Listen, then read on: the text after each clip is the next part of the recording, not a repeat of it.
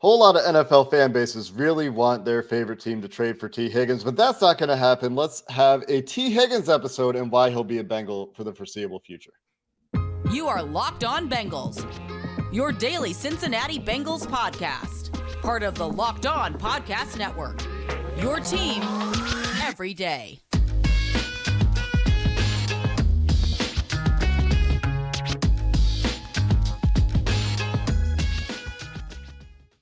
What up, Bengals fans, and welcome to another episode of the Locked On Bengals podcast. I'm your host, Jake Liscow. He's your host, James Rapien. We're part of the Locked On Podcast Network here on Locked On Bengals, and we have you covered every day, free and available everywhere you get your podcasts and on YouTube. So hit the subscribe button on YouTube, hit the follow button anywhere you get your audio podcast, and join the First Listen Club with thousands of other Bengals fans that make Locked On Bengals their first listen. Thousands. Platform of choice. This podcast is sponsored by BetterHelp today. It is not a crisis line. It's not self-help. It's professional therapy done securely online, available to people worldwide. They have a special offer for Locked On Bengals listeners right now. You can save 10% on your first month at betterhelp.com/lockedon. James, people can't help themselves. They see Tee Higgins is going to be a free agent after next year. They see that all these other teams are trading A.J. Brown and Tyreek Hill and Stephon Diggs. And why wouldn't the Bengals trade Tee Higgins? They're not going to pay Tee Higgins and Jamar Chase. And there's so much, there's so many different points that shows ignorance. Mm-hmm. Where do we want to start? Is it that the Bengals don't trade players on their first contract because they think they maybe won't be able to pay them? Is it that the Bengals value wide receivers very highly, so there's a good chance they pay Tee Higgins anyway? Is it that they're not going to trade a key player because they're in the middle of trying to win Super Bowls and they have 2 more years of team control if they wanted? I mean, there's so many different angles you could go. Let's start there. Jesse Bates, right? Prime example. Homegrown. Guy that they've tried to negotiate with for 2 years. Place the franchise tag on him. Guess what? Tee Higgins is more valuable, more important to the Bengals' success, and is homegrown. Was also a second rounder. Developed into maybe a Pro Bowler in the near future, but hasn't made a Pro Bowl yet. If negotiations don't go well, and we'll get into what they could be, how it could work, how they could extend them, all of those things. Let's say they don't go well. Let's say it's the Jesse Bates effect, right, where it's just the same. Just yes or no. Did Jesse Bates play for the Bengals this year? I believe so, yes. Oh, did he play his 4th year of his rookie deal in 2021 where he helped the Bengals get to Super Bowl 56? Once again, I believe so, yes, James, he did. Oh, funny how that works. Mm-hmm. The Bengals want to win. Tee Higgins is going to help them win. So let's just say the doomsday scenario happens where the Bengals can't get an extension done. That's a doomsday scenario for everybody else that's hoping that the Bengals trade Tee Higgins for the Bengals, right? Well, internally, the Bengals are going to say, hey, Tee's a really good player. He's going to make less than $4 million at the end of that in 2023. We're keeping him around. Guaranteed, signed, sealed, book it. Talk to anyone that is willing to talk inside the organization. They are not going to get swayed because of the social media movement or because teams are discussing. They don't give a damn about any of that. And I think that's the part that people are, the Bengals' backs are going to be against the wall. They can't keep both of these guys and pay Burrow, and the bill's coming due. When has Mike Brown's back ever, and I mean ever, even if it really felt like it even locally, been against the wall? When has he ever said, man, did you see at Matt Bears fan 86 on Twitter? Mm-hmm. We might have to trade Tee Higgins. No, what Mike Brown is going to say is, we tried to get a deal done. Can't wait to watch Tee Higgins catch passes from Joe Burrow. And that's the part that I think these fan bases don't realize is we just saw it with a player who I think is really good in Jesse Bates, is not Tee Higgins, is not the equivalent, is not as valuable to the team and their success. And look what they did with Jesse. I think worst case for the Bengals, Tee Higgins is a Bengal for the next 2 seasons, even if no extension gets done, because it'll be year 4 of his rookie deal.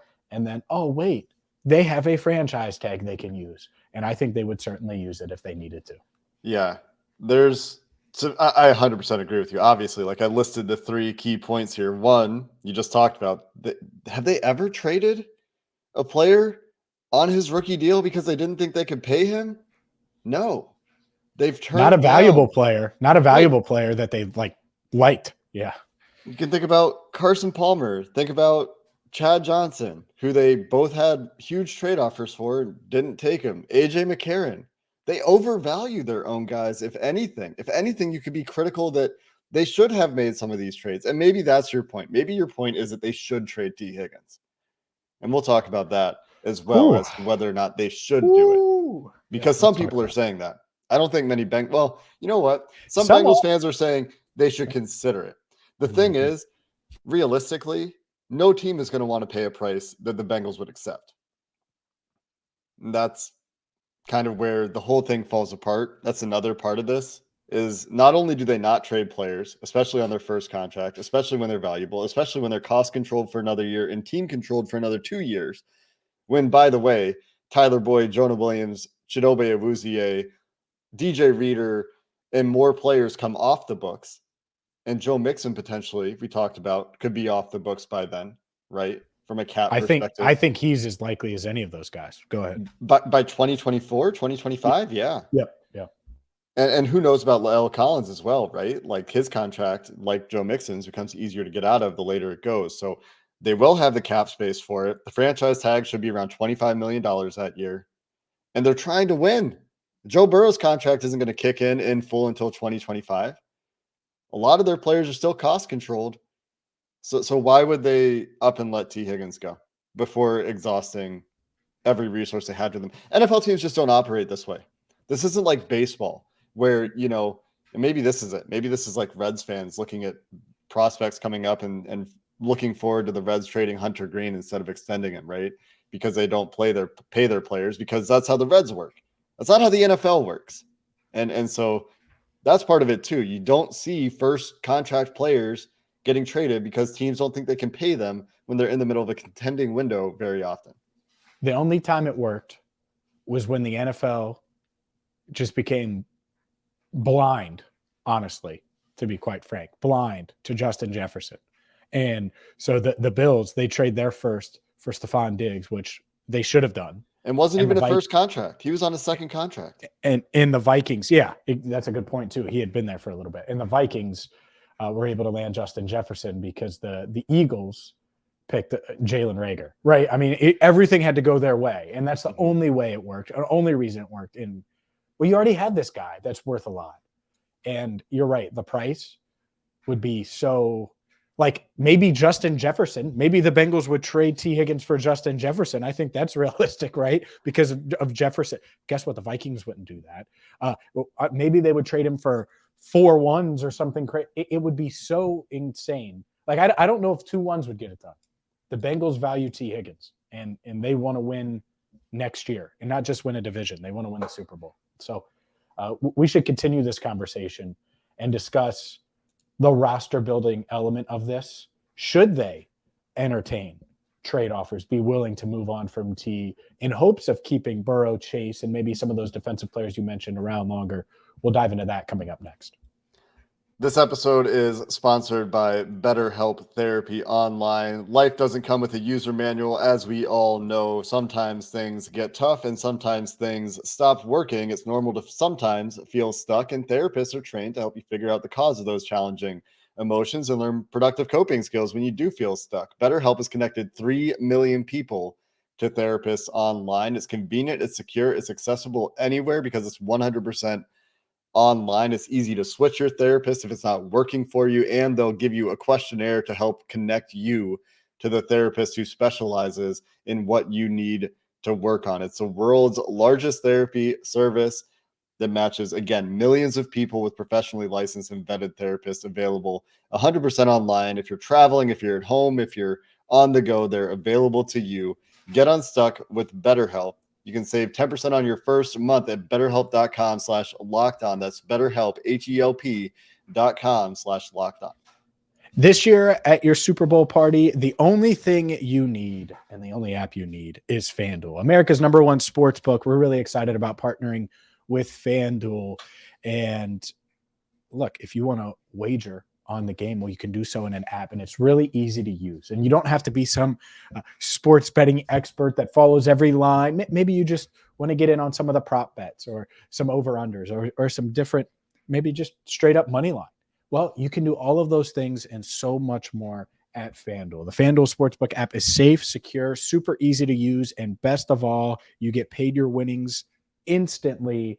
Plus, yeah, it's good to go in Ohio. So if you're living in Ohio, get the app today. So join FanDuel today at FanDuel.com/lockedon to claim your no sweat first bet on Super Bowl 57. That no sweat first bet, guess what that means?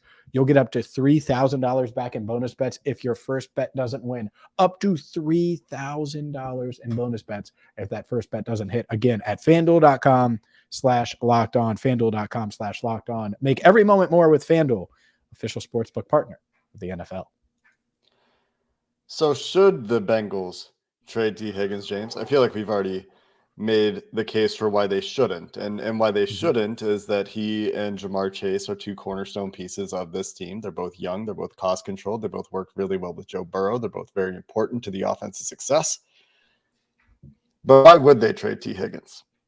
What offer would it take? You mentioned Justin Jefferson, the pipe dream.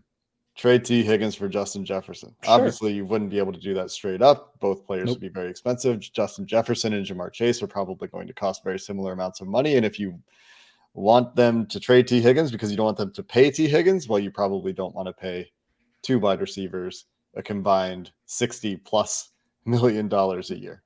Well, the argument would be Jefferson's better, and he is. I mean, he's a freak, right? Yeah.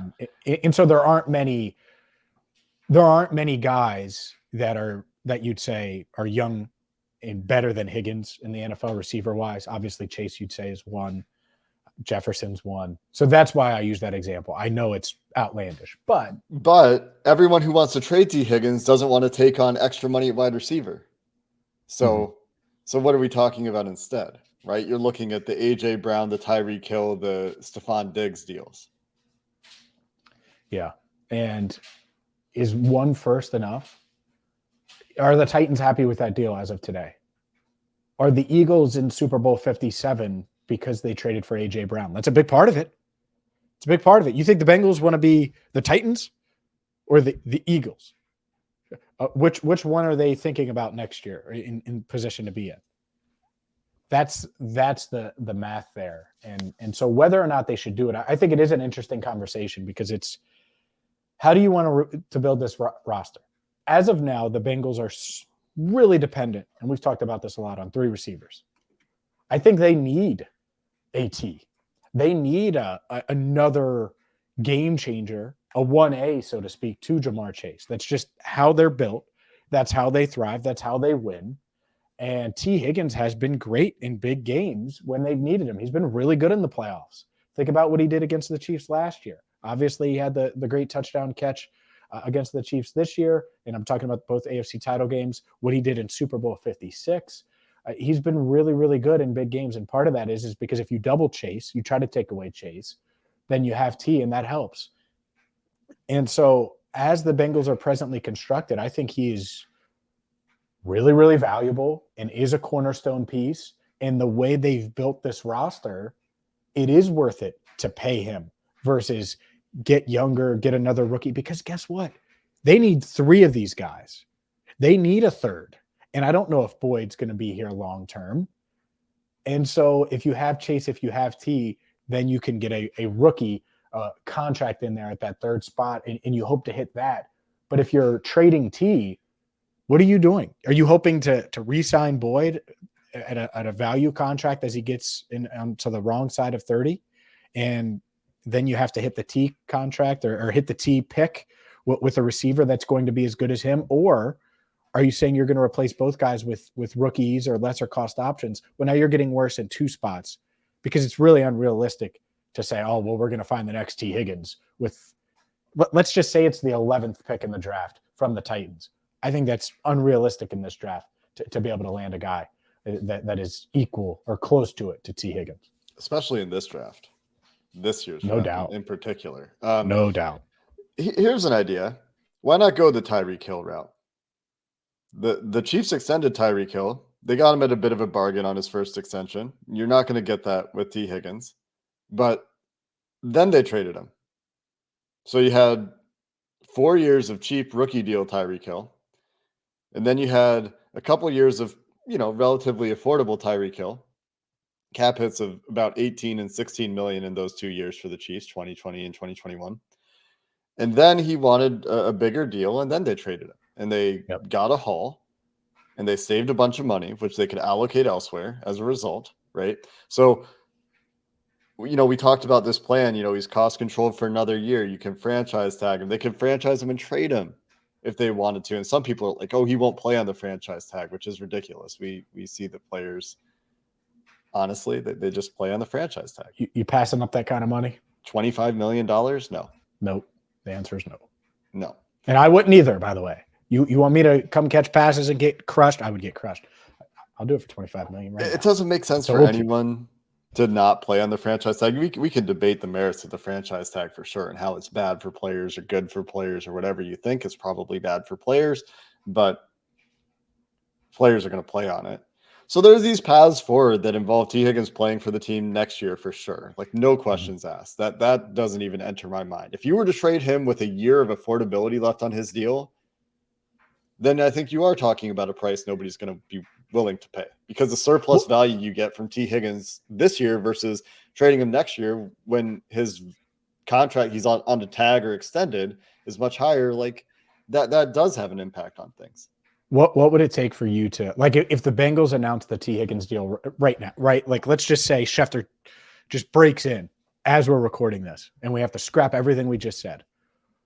What would the compensation have to be for you to say, I like this deal for the Bengals? For me to say it, or for the Yes. Bengals to have accepted it?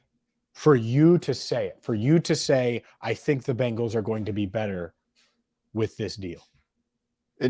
For next year. Not after next year. Like they trade him today, literally right now. Yes, right now. Right now. I think because that's what everyone's talking about. That's what everyone's talking about. So right now, what would it have to be? I think it would have to be either a one or a two and a player, like a 2 and a player that makes them better, or like a 1 similar-ish to the Hill package. To me, he's cost controlled. Like nothing makes sense to trade him right now. Yeah. He makes so little money next year that it just does not begin to make sense to trade him before 2023. And they won't, by the way. I'll break the news. Yeah. And continue to hammer it home. The only one that really makes sense, and you could say, oh, well, a lineman or this or that, but the way they're built, I don't know how much better that makes them, because they rely on 3 receivers. That isn't changing. That isn't changing if Brian Callahan takes the Arizona job or the Colts job. They're still going to unless do they that. trade him for like Travis Kelce. Well, then but then you're getting older and it costs, like even then, like I wouldn't do that straight up. I don't think. Or Kyle Pitts. Yeah. Like I'm just talking like, a tight end would change a reliance on receivers. That was just being cheap. Yeah. So like this idea that, just traded for a lineman and a pick, like that's not enough. So I'll say it, Justin Jefferson. If it's not that, I don't really think I'm listening, because 7 1s isn't enough. Like that's not going to happen from a team, or 4 1s. And that doesn't make the Bengals better, by the way, in 2023. And that's where they need to get better. They need to continue to push for a Super Bowl. Mm-hmm. And the only way to do that realistically, unless again, the Vikings say, hey man, we don't want to pay Justin Jefferson. We think Tee Higgins is pretty close, which Vikings fans would just crush them for that. Then I really don't see a path. And so I was just curious, because it's not happening, but I really don't think there's a deal where I would look at it and say, well, the Bengals got better. Yeah, like I was trying to stay in the realm of things that I think a team could actually offer. And it's just, you just can't get there. Nothing is going to be better than Tee Higgins playing on your team for a $4 million cap hit next year. It just doesn't exist unless it's something that no one would offer. That's kind of it, right? Anyway, let's take a look at what an extension might look like, right? And kind of why the cap situation and the way things are going really hammer home that Tee Higgins will be a Bengal for the foreseeable future. We'll finish the show there. By the way, all of these fans that are clamoring for Tee Higgins, I just thought about this, should be mad at their franchises for letting him fall to 33. Today's show is brought to you by Blue Nile and BlueNile.com. Valentine's Day is coming up, which means romance is in the air more than usual. And I don't need to tell you lovebirds that, well, you can find the perfect Valentine's Day gift at BlueNile.com. At Blue Nile, you can get the perfect piece of jewelry and for life special moments. And it's not just that. Maybe you're looking for that engagement ring. Well, they have simple online tools that let you choose the diamond, shape, size, clarity, as well as the setting style. Blue Nile's bench jewelers will then handcraft the perfect piece to your specifications. Every order is insured and arrives quickly in a discreet package that won't give away what's inside. Shipping is free, and so are returns. So right now you can save up to 50% at BlueNile.com. That's BlueNile.com for up to 50% off. BlueNile.com.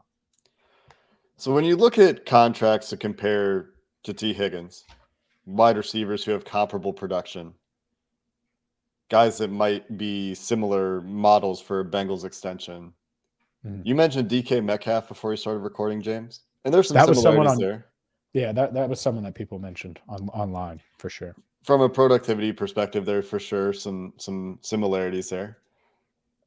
Mike Williams is the other one to me from a stylistic perspective, from a productivity perspective, relatively close. And I know Mike Williams has missed some time here and there for sure. Tee Higgins has also missed some time here and there. Those are kind of some of the contracts that I am looking at. Both of those guys making less per year than the franchise tag would be as it's projected in 2024. But if the Bengals are looking to get a deal done today, I wonder what T would ask, given, the agent and everything we know about the agent. I wonder what his number is. If I'm the Bengals, I feel like I'm starting around 21, 22 million a year, which puts you in the top 10-ish. And like you said, the Bengals feel like they did with Jesse Bates. He hasn't been to a Pro Bowl yet. He's really good, obviously. I don't mean to diminish my opinion of Tee Higgins in any way, but I'm saying what the Bengals might argue, right? Sure. That's probably where I'm starting, right? And you mentioned, James, before we started recording again, that there's some receivers taking these 3-year deals right now. DJ Moore, Mike Williams, DK Metcalf, I think. Yep, DK did as well. Terry McLaurin is another one. And here's why that one's interesting. So Tee Higgins is 24. And Debo. 20, and Debo. So he'll turn 25 at the end of next season, towards the end of next season. He could hit free agency again on a 3-year extension at 28 years old, when the cap is much higher, when he's maybe had 5 or 6 straight he's at 2 now, maybe 6 straight 1,000-yard seasons, and could really cash in. Not that he wouldn't be able to anyways, but I think that the 3-year deal, the reason it could be enticing to both sides is for T, you're able to get a third contract that is going to be huge. It still puts you in position to do that, whether it's in Cincinnati or elsewhere. And for the Bengals, everyone's freaking out. Like Burrow is going to get, and he will get money. I get that. But he's still on a rookie deal this year. And next year is the 5th-year option. And I get they'll move cash around and that could change things and all that. But then the extension would kick in.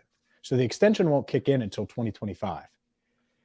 For Chase, you have that 5th-year option in 2025. His extension wouldn't kick in until 2026. So this idea that the Bengals can't pay them all, well, they're spread out just enough. And Higgins was a second rounder without a 5th-year option.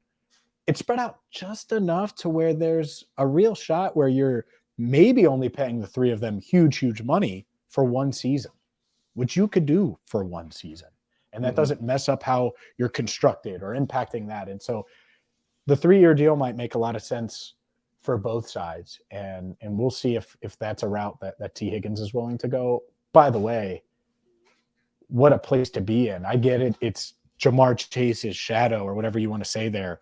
But I think that this is exactly where you could look up and Tee Higgins has 6 straight 1,000-yard seasons, has played at a really high level, maybe has a ring or 2. There's a lot to like about this situation he's in. And that doesn't mean taking a discount, but maybe you do only go 3 years instead of getting tagged in 2024. Then you sign a 4-year deal, and then you're on the wrong side of 30 next time you become a free agent. Whatever. He's obviously going to do whatever he can to maximize his earnings. And maybe you're right. Maybe that is the way. That might be the way. Really. It really might. Yeah. And that doesn't mean he takes a discount now. No. You still get that money, but in a few years, you're set to test free agency again. Yeah. I don't think we're talking about like hometown, we're not talking about discounted deals. here. We're talking about market value kind of stuff, and that's going to keep going up as the cap continues to grow. Obviously, that's why generally getting extensions done is better sooner than later, because the cap continues to go up and the market keeps getting reset. We'll talk about that with Joe Burrow this week, most likely. The other thing is in 2025, the Bengals have 3 cap hits in 8 digits under contract. And that's going to be Joe Burrow. I'm counting him. Sam Hubbard and Alex Kappa. Maybe Jamar Chase, you get a 5th-year option, right? You mentioned that at that point. And so that's another 8-digit contract that you have on the books from a cap perspective. But their cap commitments that far down the road are going to look very different. Next year, you've got Tyler Boyd, Jonah, Chidobe Awuzie, Logan Wilson, DJ Reader, all free agents. 2025, Ted Karras, Trey Hendrickson, Mike Hilton, BJ Hill, all free agents. So like all these big cap hits, all these big allocations of resources are coming up. And so who is part of the next core? Tee Higgins, Jamar Chase, Joe Burrow? The homegrown guys, the guys you drafted, the guys that are still young. That's part of what the Bengals are thinking about too, right? Is that part of the current core you're gonna turn over. Some of these guys are gonna be gone at that point. That's just how the NFL works. Still have to pay somebody, and that certainly makes sense as a player to pay to me and Tee Higgins. And the argument against would be, I guess, to play real devil's advocate, would be find other ways to work your offense. Look at what the Chiefs did. They lost Tyreek Hill. They still have Kelsey. They allocated all this money elsewhere. Their defense got better. Their offensive line got better. Now they're in the Super Bowl without Tyreek Hill. They changed everything. And there's probably an argument there to allocate resources differently. But, I think we've talked quite a bit about the value of Tee Higgins in this offense as it's currently composed. I'm not sure the Chiefs are even better than they were last year. Maybe defensively, but they're cheaper there. Offensively, they have 7 rookies playing in that game. I mean, that's so they got cheaper on defense. On offense, I think they would much rather have Tyreek Hill than not for this game and for last week. So I get it. I get what they were doing too. And by the way, Tee Higgins is about 1,000 times better of a person in personality wise than Tyreek. Like I could totally see how Tyreek his act would get old. There's no act with Tee Higgins. He's just a really good dude that loves ball. So I think that played a factor in it as much as anything. And the Chiefs are paying Frank Clark and Chris Jones and Joe Tooney and Travis Kelce and Patrick Mahomes. And so they're paying a lot of guys too. Teams can pay a lot of players. That's the other thing here is they can afford this idea that you can't afford to pay 4 to 6 superstars, as Joe Goodberry has pointed out on his Twitter feed, is silly. We're going to talk to Joe hopefully this week as well. But that's the Tee Higgins episode, James. Any closing thoughts here that we missed? He's going to get paid. We'll see if they can get an extension done, but it is going to be fun seeing not 85, but number 5 in 2023 catching. Maybe he'll have a 5-touchdown game in 2023. You never know. Oh, that'd be fun. Tee Higgins is going to be a Bengal for at least 1 more year, probably at least 2 more years, maybe beyond that. Fair summary? Let's end it there. Yeah, for sure. No doubt. That's going to do it for this episode of the Locked On Bengals podcast. We are going to talk about a Joe Burrow extension this week. We are going to talk about the Bengals team needs this week. We're going to take a look back at the tape, the overall tape lessons from 2022 and how the Bengals can evolve and move forward as they continue to change and ebb and flow with the NFL. We're going to talk about the salary cap situation. So plenty of great offseason shows, in my opinion, coming your way this week on Locked On Bengals. Until next time, hoo-day and have a good one.